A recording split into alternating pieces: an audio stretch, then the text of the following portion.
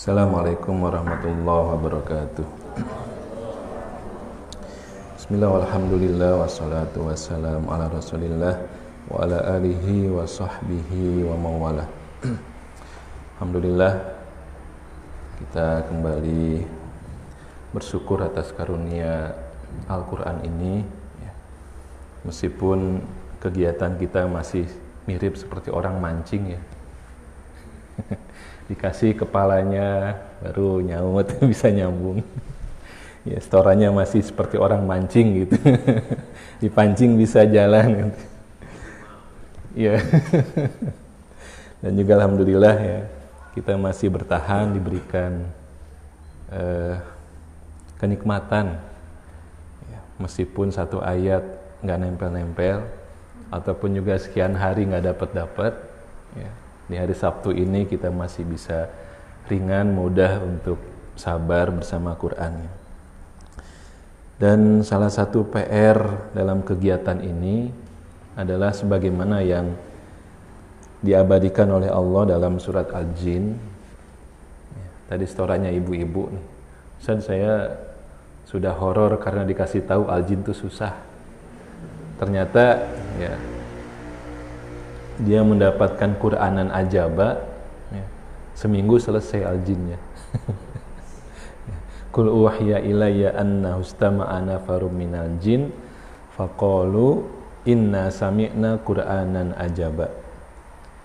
Jadi program yang harus senantiasa kita hidupkan adalah bagaimana merasakan Qur'anan ajaba ya, kita kagum takjub dengan Qur'an.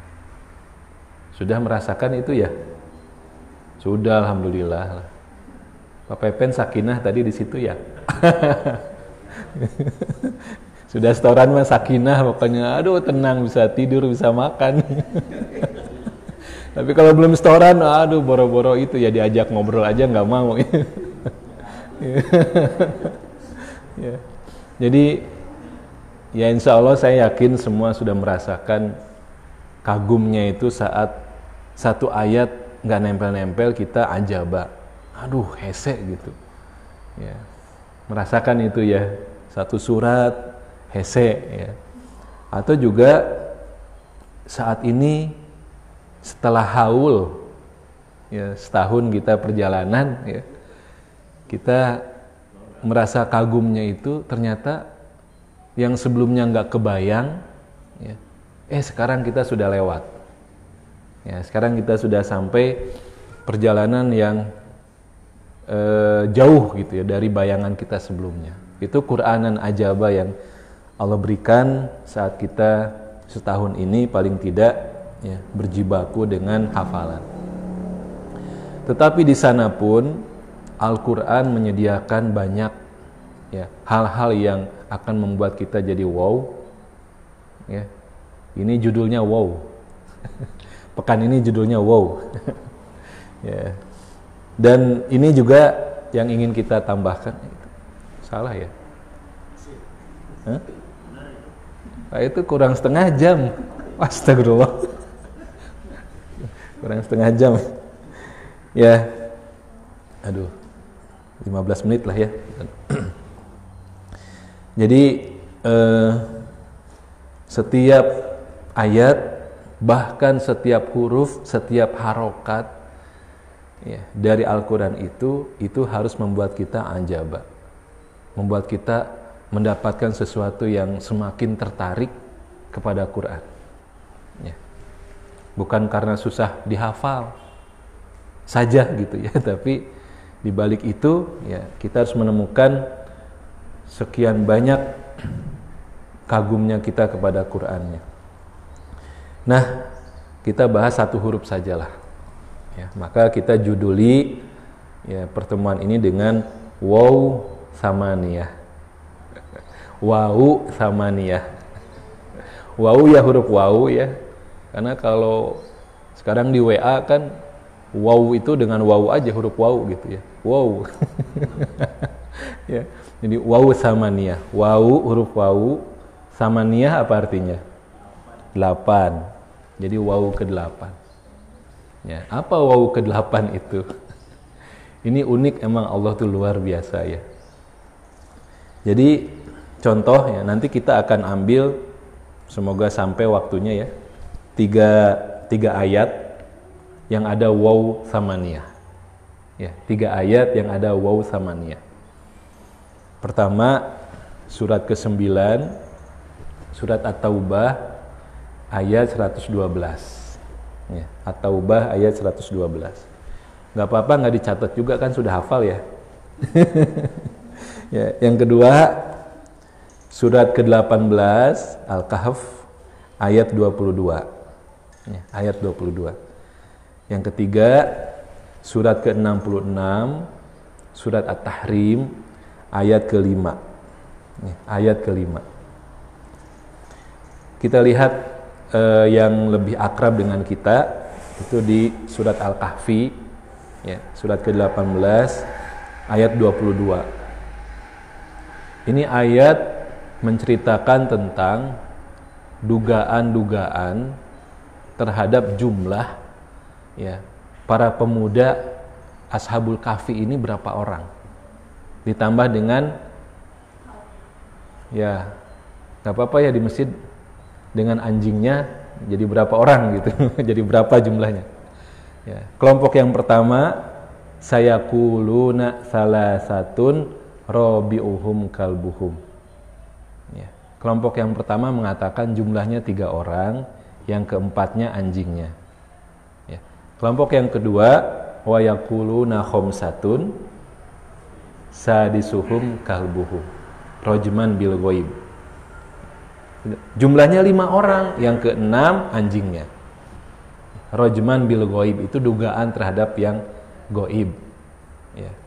Maka ada yang ketiga, kelompok ketiga, wa yaquluna sab'atun, ya, 7 orang, wa thaminuhum kalbuhum. Wa thaminuhum kalbuhum. Saya ulang, perhatikan bedanya hanya 1 huruf. Salasatun rabi'uhum. Ya. Yang kedua, khamsatun sadisuhum. Yang ketiga, sab'atun wa, ada wa gitu, wa samaniyah. Ya, jadi yang ke-8 itu, ya, memakai wa, ada tambahan wa. Jadi kalau begitu kita sudah bisa nebak, ya, sebenarnya berapa jumlah mereka? 7. Yang ke-8 anjingnya. Dari mana jawabannya? Ada waw di situ. Sesimpel itu jawabannya. Sesederhana itu, teka-tekinya terbongkar. Ada waw di situ. Ya, kalau mau lebih kuat pondasi jawabannya silahkan baca tafsir. Tapi bagi kita ada waw di situ. Tadi ibu nanya, ya, Ustaz, diulang nggak setoran al-jinnya? Diulang nggak setoran al-jinnya? Saya jawabannya begini, tapi bukan jawaban yang tadi ya Bu. Misalnya saya jawabnya begini, ya. Ibu nanya, Ustaz, al-jinnya setorannya diulang nggak? Saya jawabnya, dan nambah setengah halaman. Paham nggak? Dan nambah setengah halaman. Artinya apa jawabannya? Iya diulang dan nambah setengah halaman. Hebatnya huruf waw. Huruf waw itu jadi waw. Ya. Jadi waw samaniyah itu begitu. Ya. Wah, itu di situ jawabannya sudah kita dapatkan. Ya. 7 orang ditambah anjingnya 8. Itu dengan huruf waw saja. Ya. Belum lagi nanti kalau dikaji dengan rajman bil ghaib. Itu kan komentar Allah bahwa pendapat yang pertama 3-4, pendapat kedua 5-6 itu hanya dugaan saja. Salah. Ya, dikomentarinya begitu. Sedangkan yang 7 dan 8 Allah biarkan dan itu jawabannya. Ya, sab'atun wa thaminuhum kalbuhum. Bisa dipahami ya? Al-Qur'an. Ya. Itu satu. Yang kedua di surat At-Tahrim. At-Tahrim ayat yang ke-5. Di juz 28, juz yang paling nikmat. Ya, kenapa? Paling lama seseorang menghafal di juz 28 nanti. Pasti lama gitu. Ya, Al-Mujadilah, Al-Mumtahanah, ya. nanti atau gobun, atolak, at-tahrim, wah itu juz paling nikmat. Kenapa? Kita diajak lebih lama saat menghafalnya. Jadi paling nikmat ya Bu, bukan paling horor, paling nikmat. Nah apa ayatnya? Ini cerita tentang rumah tangga Rasulullah SAW dengan istri-istrinya. Ya, ketika Rasulullah ya dengan istrinya Maria Al-Qibtiyah ya, itu bermain-main di kamarnya Hafsah ya, bermain-main di kamarnya Hafsah, kemudian ketahuan oleh Hafsah ya, maka ya biasa perempuan ya cemburu, itu harus ya, wajar ya cemburu. Kemudian Rasulullah sampai untuk meredakan kemarahan Hafsah sampai mengharamkan yang dihalalkan oleh Allah. Ya. Kamu masih marah nggak kalau saya berjanji tidak akan menggauli Maria? Gitu. Itu kan mengharamkan yang dihalalkan. Makanya at-tahrim nama suratnya. Nah, tapi Rasulullah dengan janji itu juga berpesan kepada Hafsah. Ya. Jangan kasih tahu yang lain. Ya, jangan kasih tahu yang lain ya. Oh namanya perempuan ya Bu, dan laki-laki juga lah. Ya nggak kuat gitu. Akhirnya menceritakan kepada siapa? Kepada soulmate-nya, sesama istri Rasulullah. Siapa itu? Aisyah radhiyallahu anha. Ngobrol gitu. Tahu nggak? Pokoknya gitulah. Gitu.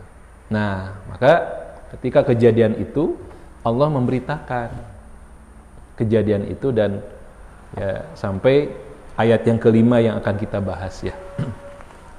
Asa rabbuhu in talaqakunna ayyubdilahu azwajan khairam minkunna. Nah ini. Jadi kalau diceraikan salah satu istrimu itu, maka akan diganti oleh Allah dengan istri yang lain yang punya sifat. Di sini dirinci sifat-sifatnya itu. Sifatnya apa saja? Muslimatin, mu'minatin, 2 ya, qanitatin, taibatin, abidatin, sajidatin. Ya, kemudian saihatin, kemudian sayyibatin, 7. Sayyibatin 7. Yang ke-8 wa abkaro. Ada apa di situ? Ada wow. Ada wow. Jadi sifatnya muslimatin, mu'minatin, qanitatin, taibatin, abidatin, saihatin, sayyibatin sampai 7. Yang ke-8 wa abkaro. Lagi-lagi ada wawu samaniyah. Wawu yang ke-8. Ya, untuk sifat yang ke-8 Allah tambahkan wawu. Apa maksudnya di situ? Kita tidak akan mendalam ya, sekedar membedakan. Di situ wawu yang membedakan status seorang perempuan. Kalau kita baca sifat yang ke-7 itu ya, sayyibatin, apa artinya Bu? Sayyibatin janda. Abkaro perawan ya. Ini Pak Dokter yang lantang jawabnya. Ya. Jadi tidak mungkin seorang perempuan itu memiliki 2 status, sayyibatin atau abkaro, itu nggak mungkin memiliki 2 status. Kalau nggak janda ya perawan, paham ya? Nah itu wawu di situ membedakan. Tidak mungkin gitu. Seorang perempuan punya 2 status, ya nggak mungkin. Ya makanya dibedakan cukup dengan huruf wawu. Ya, wa abkaro. Ini luar biasa ya. Nah yang ketiga, ya nggak usah panjang-panjang ya tahrim ya, udah dipahami lah. Yang ketiga di surat At-Taubah ayat 112. Ini ayat menceritakan kepada kita tentang orang-orang beriman yang melakukan transaksi dengan Allah. Ya, innallaha ashtara minal mu'minina anfusahum wa amwalahum bi anna lahumul jannah. Ya, melakukan transaksi jual beli dengan Allah Mereka memberikan ya jiwa dan hartanya, dan Allah membalasnya dengan surga. Ya. Siapa orang-orang beriman yang mampu melakukan transaksi seperti itu? Nah, dijelaskan oleh Allah di ayat 112-nya. Sifatnya panjang, banyak, kriterianya banyak. At-taibuna 1, al-abiduna 2, al-hamiduna 3, as-saihuna 4, ar-raki'una ya 5, as-sajiduna 6. Ini udah deg-degan nih. Udah 6. Al-amiruna bil ma'ruf 7 ya. Yang ke-8 apa? Wan-nahuna 'anil munkar. Ada waw lagi. Wan-nahuna 'anil munkar. Ya. Kalau di at-tahrim itu waw ini membedakan ya, janda dengan perawan, maka identik. Waw di At-Taubah 112 ini juga sama. 7 kriteria tadi ya, itu satu kelompok. Kemudian an-nahuna 'anil munkar itu beda.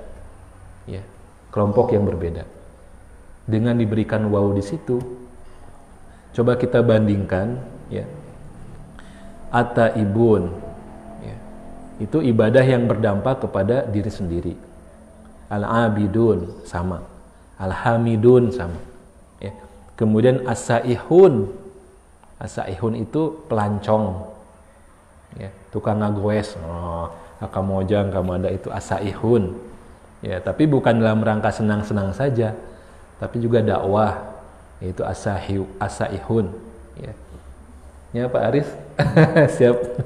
Itu as-saihun, itu dampaknya ya kepada pribadinya, internal. Ar-raki'un, banyak ruku, internal juga ya. As-sajidun, internal juga ya. Al-amiruna bil ma'ruf, yaitu ada ke orang lain, tapi ya bandingkan dengan an-nahuna 'anil munkar.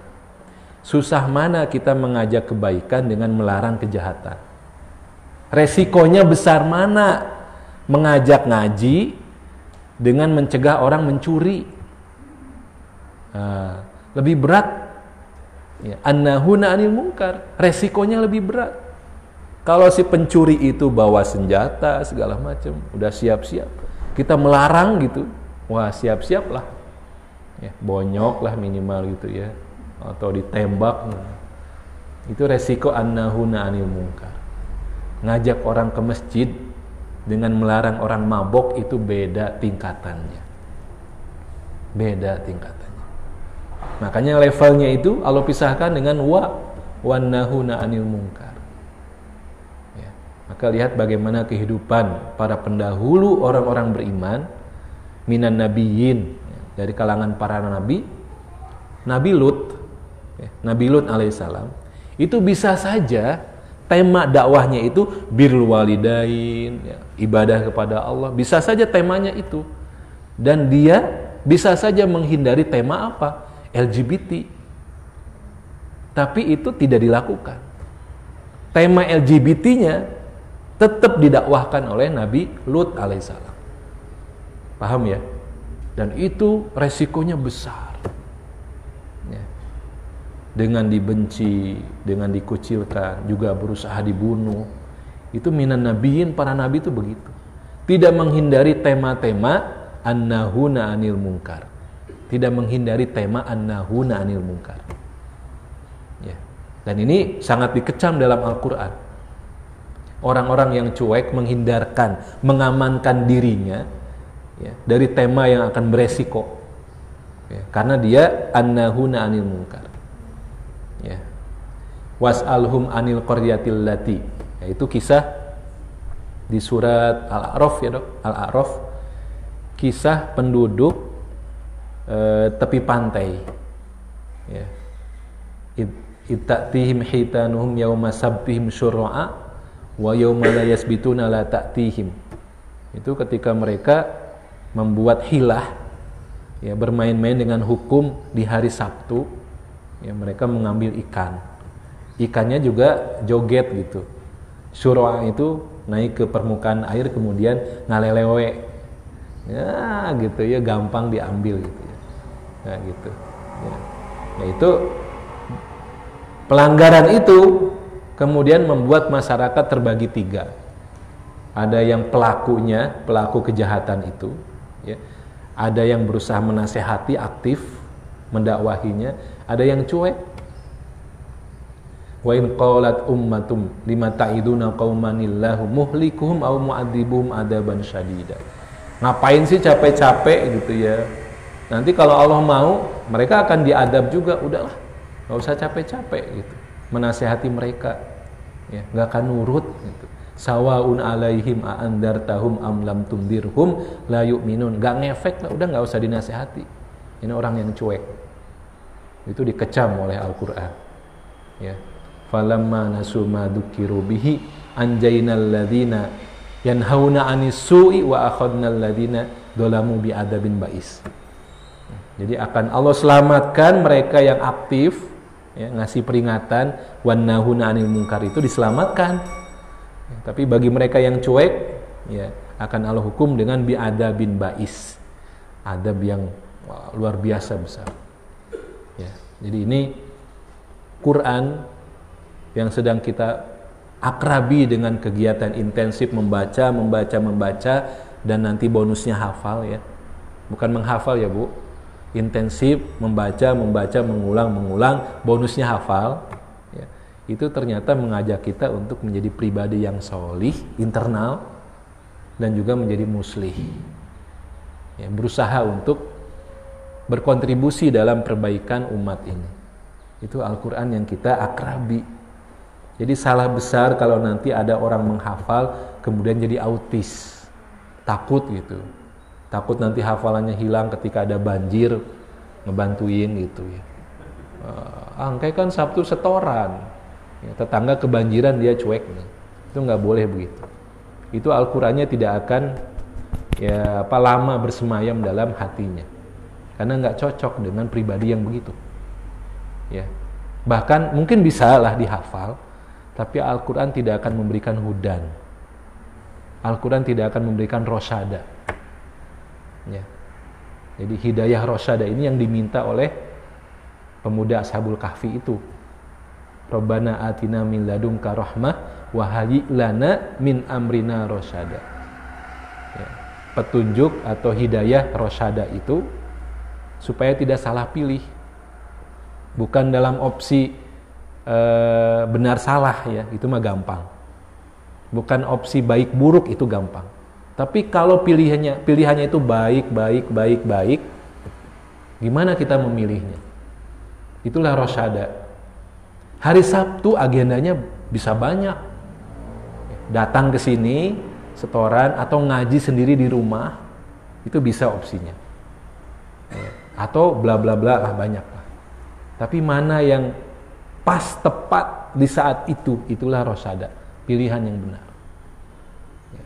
Waktu sahur yang paling baik itu untuk apa? Pilihannya banyak, amal solehnya, bisa tahajud, bisa baca Quran, bisa apa lagi? Istighfar. Mana yang paling baik di waktu itu? Wabil ashari hum yastaghfirun. Oh, istighfar. Waktu sahur itu baiknya untuk istighfar. Atau saya mau tahajudnya, salah sendiri, telat bangunnya gitu. Harusnya sebelumnya sholat tahajud, baca Quran, menjelang subuh atau sahur itu istighfar. Wabil ashari hum yastaghfirun. Itu rosyada tuh begitu, tidak salah pilih. Ya. Saya mau ngafal Quran, tapi juga mau kuliah S2 misalnya. Gimana ya? Saya fokus dulu lah S2. Itu tidak rosyada itu. Ya. Selesai kuliahnya, belum tentu bisa balik lagi kepada Qur'annya. Betul ya? Nanti urusan Aisyah dan Ma'isyah, lebih hebat lagi. Ya, dia nggak bisa balik lagi. Dan itu real terjadi. Ya. Baik, saya kira itu ya, pembahasan kita tentang waw thamaniyah, ya, waw yang ke-8, supaya membuat kita semakin Qur'anan ajaba. Ya. Subhanakallahumma bihamdika asyhadu an la ilaha illa anta astaghfiruka wa atubu ilaik. Assalamualaikum warahmatullahi wabarakatuh.